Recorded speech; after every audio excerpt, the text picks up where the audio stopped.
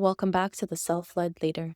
Today, I'm going to be talking about why you need to be thinking about yourself way more often than you currently are. That's right, why you need to be more self reflective in today's day and age. If you're like me, and if you're like most people, self reflection is becoming increasingly difficult, but it's necessary now more than ever. So stay tuned and listen to this episode where I'm going to unpack exactly how to self reflect, why it's so incredibly powerful, and how it will quite literally change your life. Let's get right into it. Welcome to the Self Led Leader, a podcast for high performers who want to lead from alignment, not expectation. I'm Dr. Christina Ady, a social psychologist, and I'm here to help you lead with clarity, not chaos. This show is about what happens before the strategy, your mindset, your nervous system, the inner leadership that shapes everything you say and do. Because presence isn't about being loud, it's about being aligned. Let's get right into it. Now, if you're like me, if you're like most people, self-reflection is really hard and uncomfortable. But self-reflection, or the idea of just thinking about yourself, thinking about why you feel or why you are behaving a certain way, it's really challenging for many people. And if you've ever found it uncomfortable or difficult to sit alone with your thoughts, just know that you're not alone. What I see happening so incredibly frequently is that when there is an opportunity to sit in silence with no one and nothing but yourself and your own thoughts, most people choose not to. And there's two main reasons that I see. Either they feel incredibly uncomfortable, or they feel incredibly bored incredibly quickly. And here's the thing, think about it. There's a reason why it's so uncomfortable to think about yourself and to really think about why you're thinking and feeling a certain way. As a child, you were taught to read, you were taught to write, you were taught to do math, you were taught a whole bunch of things. But thinking about yourself is likely not one of those things. If anything, you may even have had parents or teachers tell you that thinking about yourself was bad.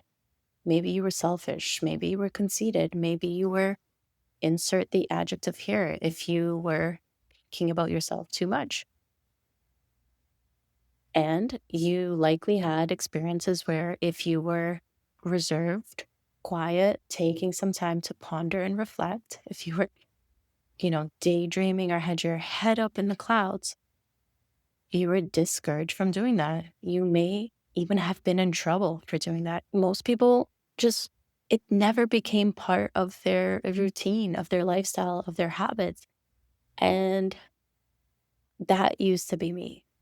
But becoming someone who has learned to think and self-reflect quite deeply, I can honestly tell you that it's completely transformed my life and my approach, especially in difficult moments. Now, hear me out for a second. Your feelings, your emotions, your thoughts, they are like a leaky faucet.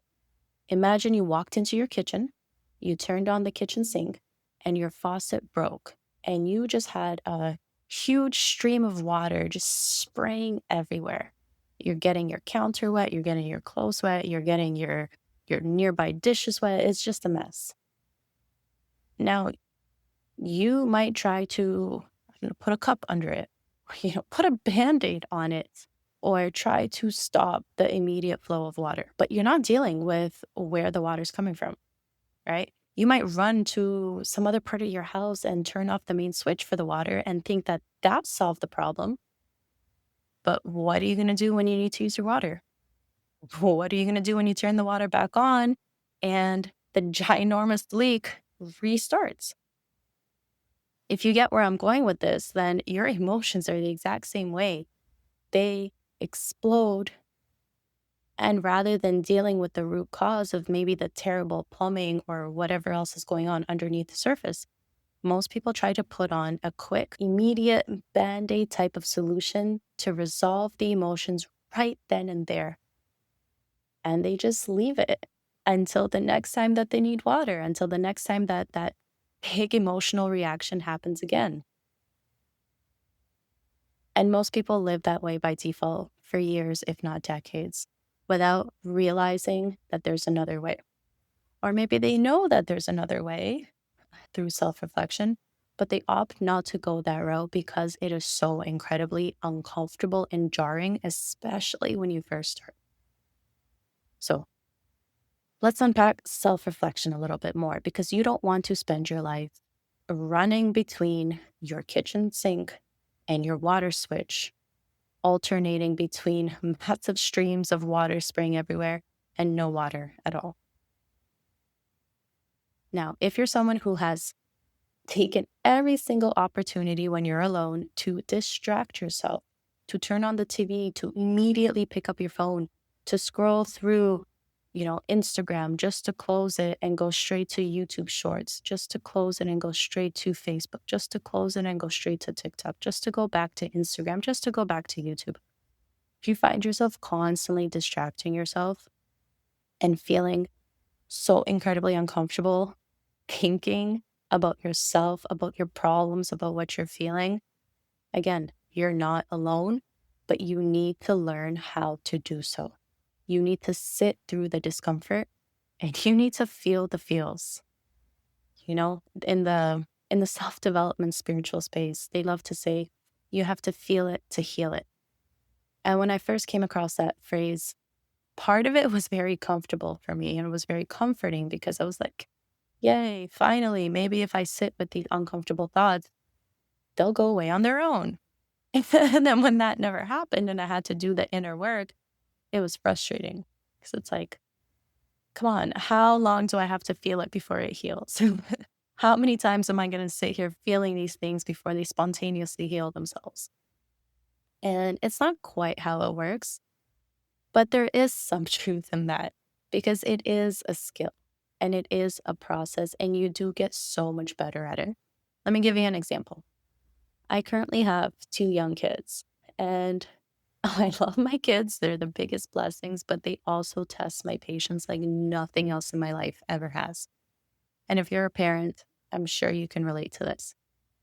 And the first few years, I was just being driven up a wall. Like I was losing my mind. Like the amount of patience that was required, my mind could not comprehend how other parents were navigating parenthood and sanity at the same time. Like they were mutually exclusive for me. They just did not exist in the same space.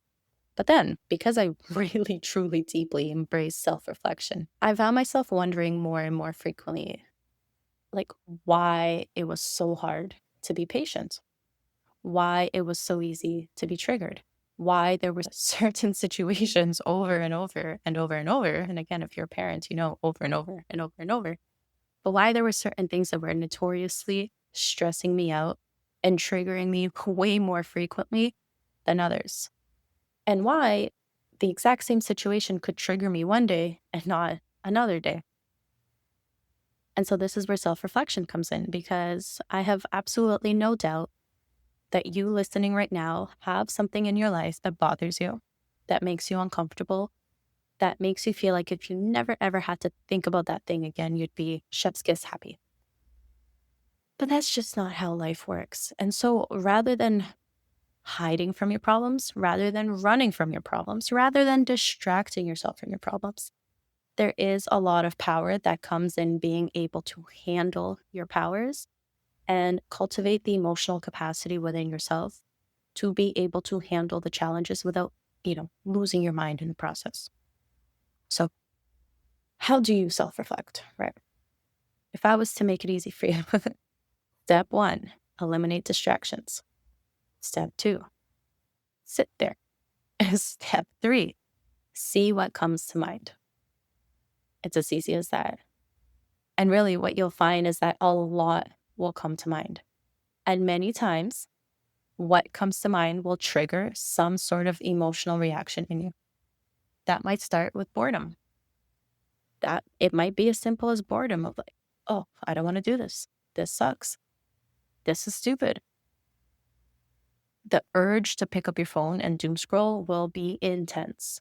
But if you can get through that, if you can give yourself the space and the grace to actually think about something else, you will find that you will.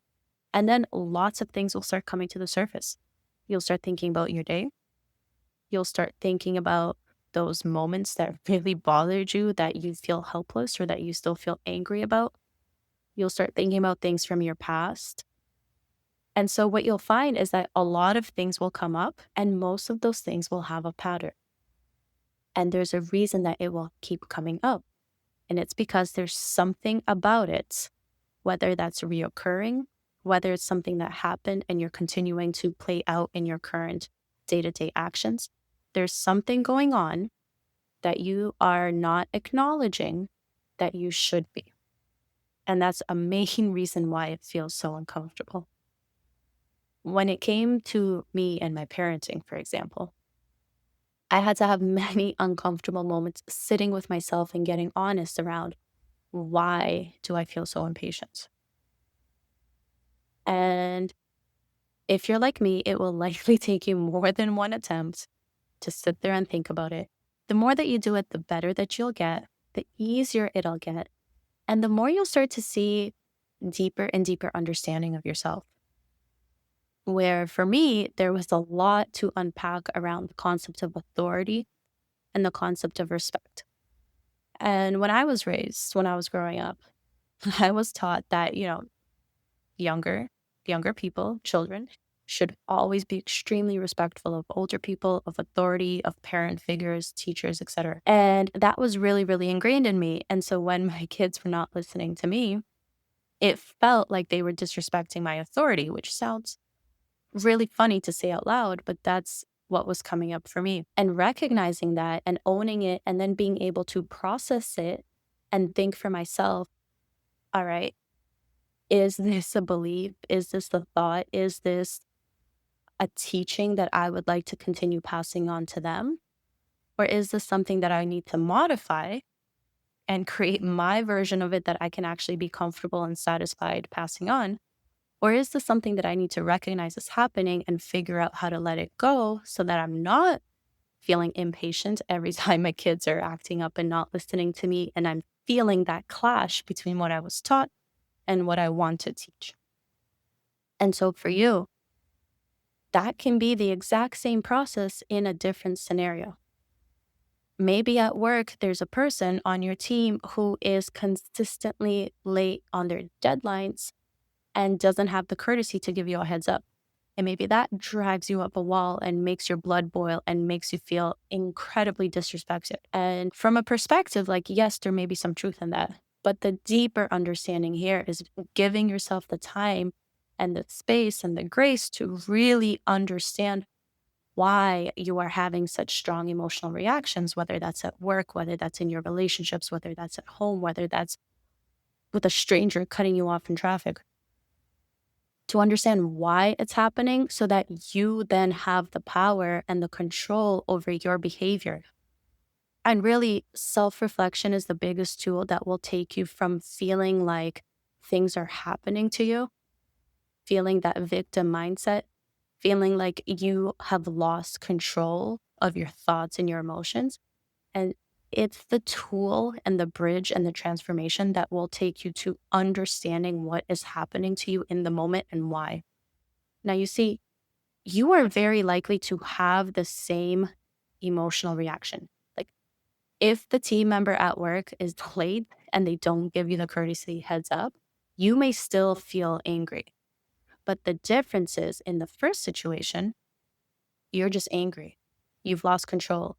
You may be spiraling or feeling like you just want to attack them. And there's a sense of powerlessness that comes with that. There's a sense of deep-rooted anger, almost on the verge of like not understanding why you're so angry, but you just are. And that can be a scary feeling for a lot of people. But when you're on the other end and you're in the process, or you are used to self-reflecting, you begin to understand why it's happening why you're reacting that way. And then you also get a lot better at identifying when it's starting as well as how to end it. Because when something happens and it triggers you and you don't know why, and you're in a default reactive state, whether that's anger, whether that's resentment, whether that's tears, there's that sense of powerlessness and also a sense of not knowing when it will end. But when you've done the self reflection, you catch yourself in the moment being like, oh my gosh, I'm so incredibly mad right now. And I know it's because this person did not have the courtesy to give me a heads up. And I understand that's happening. And all of a sudden, the power comes back to you. And you have way more control over your thoughts and emotions, where it becomes easier to say, like, okay, I recognize this. This is happening. Let me send an email later when I'm not so hot headed. But now let me, go for a walk and cool down. Let me take a break, have a coffee, and reset. I have a meeting coming up in 5 minutes. I cannot be in this state moving forward. Like, you regain control of the situation, even in the moments when you feel like you've lost your cool. Now, if you're not sold yet on why you should be thinking about yourself more frequently, here's the thing. Becoming aware of something is really the first step to change. If you've ever tried to break a habit, then you will know it is so incredibly hard. And again, if you're like most people, you can't really even articulate why it's so hard. It just is. Maybe you try to diet. Maybe you try to eliminate something from your diet. Maybe you try to introduce something like walking those, 10,000 steps a day, or hitting the gym 3 times a week, or journaling before bed 5 times a week, like whatever it is. Whether you're taking something away or you're adding something in, it is hard. And part of the reason why it's so hard is because so many people fundamentally lack the awareness of what they're doing and why. Okay. So when you start to build that awareness, you start to build intentionality. And if you're new here, I love intentionality. I love being intentional with your thoughts, with your feelings, with your actions. Being intentional completely changes the way that you approach the same situations that you're already in. So let's say you want to add 10,000 steps a day. First of all, you need to be really aware of why, and not just a basic why of like, I want to lose 5 pounds. Woohoo, that's not going to get you far. You need to be able to go a little bit deeper than that. And the deeper that you can go, the more effective it will be. But why do you want to lose those, 5, 10 pounds? You want to feel better about yourself? Okay, great. We're one layer deeper. What does that mean? Be specific. When you take the time to go a little bit deeper and unpack those layers and really sit in that discomfort, all of a sudden you understand that you want to lose 5 to 10 pounds because you want to feel better about yourself, because you think how you look is the definitive, metric that other people use to gauge your worth. And all of a sudden you understand that you think if you have an extra 5 pounds on you, or you have an extra 10 pounds on you, people won't take you as seriously because you don't take yourself as seriously. And would you get that level of self-awareness and information if you did not sit with those uncomfortable thoughts? No, you would not. And now imagine, are you way more likely to actually commit to doing those 10,000 steps a day when you think you just want to lose 5 pounds? How easy is it going to be to be a couch potato eating chips? Versus, are you way more likely to commit to losing those 5 pounds or walking 10,000, maybe even 12,000 steps a day when you understand that your self-worth and your definition of how people treat you is on the line based on your body image? There's depth and there's value in this. And so now, are you going to willy-nilly figure out, oh my gosh, it's 10 o'clock, it's bedtime, I've only walked 3,000 steps today, and just oopsies?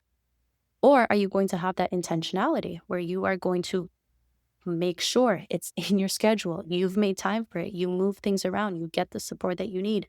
Maybe you go on your lunch break. Maybe you go after dinner. Like, you will figure it out intentionally because it matters and because you understand why it matters. And if that's not enough, then building on the awareness and the intentionality, you just become way more authentic because you begin to understand yourself and what really drives you and what really motivates you and All those little things that you've learned and picked up along the way from your parents, your teachers, your friends, society, movies, social media, name it all. You start to understand, like, oh my God, I'm doing this because of these reasons and not because I actually really want to. And there is so much power in that. And the more that you unpack those layers and the more that you align with your own authenticity, and I know authenticity is like a word that's so thrown around. And you can think of it as just like really understanding your own psychology and giving yourself the permission to lean into who you actually are instead of continuing to pretend who you think you should be. And again, so much power in that. Now, if I've done a good job convincing you and you start self reflecting, especially if you are in any sort of leadership role, if you're running your business, if you're a coach, if you're a consultant, if you're a leader of some sort at work and you're managing a team of people, like you understand yourself better, which then helps you understand other people better. Let's take two examples, right? A coach and a leader managing a team of 5 at work. If you don't even take the time to understand yourself, to understand the reactions that you're having, to understand the advice that you're giving, whether it's actually things you believe and you think are effective or it's something that you've just been taught in society to say, like if you don't even have that fundamental understanding of yourself, how do you expect to be a good role model, a good influence, a good leader, a good coach for other people? Right? Like there is just too many pieces missing. And the missing link there is the self-reflective nature that needs to be had to become a better person, a better leader, a better insert the blank here. And so when you start to do this, there's honestly like a beautiful ripple effect that happens in your life where your self-reflection will not be in a bubble. It's not like all of a sudden you're like Einstein having these amazing, incredible, beautiful insights that no one else knows is happening. No, like there will be incredible ripple effects. Like all of a sudden you're going to show up in a completely different way. When you're having a strong reaction, maybe there's someone in your family who triggers you and makes you so incredibly angry and like irritated and frustrated to be around. And all of a sudden you're less frustrated. Like, ooh, imagine that. How much nicer would that be for your other family members too? Maybe you have a reputation for being a hothead at work, and all of a sudden you are cool as a cucumber. Like, imagine the repercussions of that, right? You get to get so much clarity about yourself and what you'd actually like to do in your business, in your role, in your life. You get to make better decisions. Like your entire decision making process improves. You're less emotionally ruled and you're way more logical, analytical, strategic. You get to improve your communication. This is a huge one in your relationships, in your personal relationships, at work, friends, colleagues, with your boss. Because you become more aware of your strengths, your weaknesses, your emotional triggers, because you're able to then learn how to stay calmer, how to flip the switch and stop being angry as quickly, how to sort of improve your emotional state, that completely translates to improving the way that you communicate. Like, if someone says something and you get triggered really quickly, you are a person that's difficult to talk to. Like, if you're constantly getting triggered by other people, I hate to break it to you, but you're not a good communicator. You need to be able to maintain your calm, maintain your cool, maintain your handle on your triggers, even when it's happening in the moment, so that you can respond to the moment, to the conversation, to whatever it is from a different cognitive state than when you are having an emotional reaction. Like, if you've ever heard active listening advice, everyone always talks about you need to respond, not react. And they say that nicely, especially in the sense of like, don't interrupt people to say what you want. But a huge, huge thing that's overlooked is people say things reactively when they are triggered emotionally. So when they get provoked, when they feel irritated, when they're feeling impatient, when they're feeling angry, like any sort of emotional reaction in a conversation, people lose their cool and that lowers communication and that increases miscommunication like crazy. So when you learn to, keep a handle on that, your ability to communicate improves tremendously. And the best one yet, you get to model better behavior for others. Whatever reputation you have right now, like take a moment to think about it. And then imagine it improving through something as simple as you having a practice once a day, once a week, once every few days, like what works for you, but having that self-reflective practice, putting it, putting in the work to really understand yourself and your psychology is going to have tremendous ripple effects in every single area of your life. And if that's not enough, you get to reduce your chances of burnout, increase the amount of positive feelings that you're feeling, and really, my favorite one as well, you then create a sense of self trust with yourself. The more that you listen to yourself, the more that you understand your own judgments, the more that you understand where your feelings and your thoughts are coming from, the better you get at distinguishing what you would actually like to do and how you would like to behave yourself versus not, versus what's coming from a place of like, oh, I feel pressure to do this, or oh, I think I should do this because I think it'll make me feel good, versus like, no, this is who I am and this is how I'm comfortable responding. And this is what I feel has the best possible alignment with me and like aligning who I am with what I'm doing and how I'm being perceived by others. You get to align all three. And the more that you do that, the more you really build that self trust and you lower your sense of comparison and your sense of judgment and your sense of self judgment. And comparison really is the thief of joy. And so, circling back, if you find yourself feeling uncomfortable sitting with your own thoughts, if you find yourself constantly wanting, seeking, craving that distraction, especially if you're scrolling on social media, whether you know it or not, if you're being honest with yourself, you'll see it's happening. You are still judging yourself and comparing yourself the entire time. You're literally doing yourself a disservice without even recognizing it. So, let's quickly talk about a couple of things that might come up at this point that you might be like, but Christina, I don't have time. But Christina, it's so uncomfortable. No, stop it. Stop it right now. Don't even give yourself an out. If you are sitting here listening to me, already thinking about all of the reasons why it won't work, again, you're doing yourself a disservice. Like, how can it possibly work when you're already convincing yourself that it won't? If you're already looking for reasons to not make it work for you. All right, let's stop that right now. You have more time to self reflect than you think you do. Okay. In the shower, on your way to work, while driving, before bed. You're probably ruminating on your day and self reflecting anyway, just calling it something else and doing it less effectively. Like, you have time in the day. Don't let some bogus excuse of you being too busy stop you from actually finding 3 to 5 minutes to think about yourself. Okay. If you feel like it's too uncomfortable, yes, you're right. It is uncomfortable and it's going to be uncomfortable sometimes. But do you want to live your life feeling uncomfortable anyway as you continue to avoid it and have all these other things happen?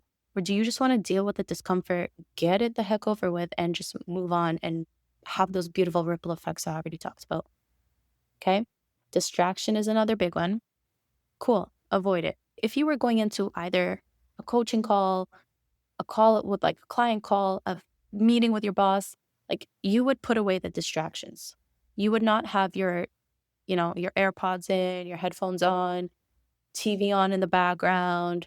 Like you would minimize all distractions and you would treat that meeting with respect. Take 3, 5, 10 minutes for yourself and treat it respectfully. Minimize distractions. You can do it. I believe in you. All right. Here's how you are going to build a simple and a sustainable self reflection practice over the next week. You're going to look for micro moments in your day, either spontaneous moments that come up, moments where you're feeling very triggered, or intentional moments like right when you wake up in the morning or right before bed. Or if you have the time, like maybe in the evening, like maybe there's a 15-minute period where you can just walk away from your world, from your reality, and just focus on yourself for 10 to 15 minutes. Okay. Find those micro moments. Honestly, like in the beginning, 3 minutes is enough. Like don't go overboard. You don't need an entire hour to self-reflect. Like it's too much. You can either sit there in silence and just see what comes up, or you can start with asking yourself an intentional question like, what went well today? What didn't go well today? And just see what comes up. And when that comes up, the important thing is to let it run its course and ask yourself some follow-up questions. So if you say like, hey, what went well today? And the first thing that pops up for you is like, oh, you know what? I actually did really well in that meeting today. Don't just leave it at that. Don't just move on to what didn't go well. But all right, cool. Like, what did I do differently today that helped it go well? Oh, hey, you know what? I spent extra time like preparing my notes and less time preparing my slides. Usually I spend all the time on the slides to avoid actually thinking about what I'm going to say. But this time I took an extra 20 minutes to actually think about my thoughts. And that translated really well into how I spoke in the meeting. Like, oh, shoot, there's a massive insight. Next meeting, I now know I need to spend less time distracting myself with pretty slides and more time articulating my thoughts preemptively. That's a pretty good insight, wouldn't you say?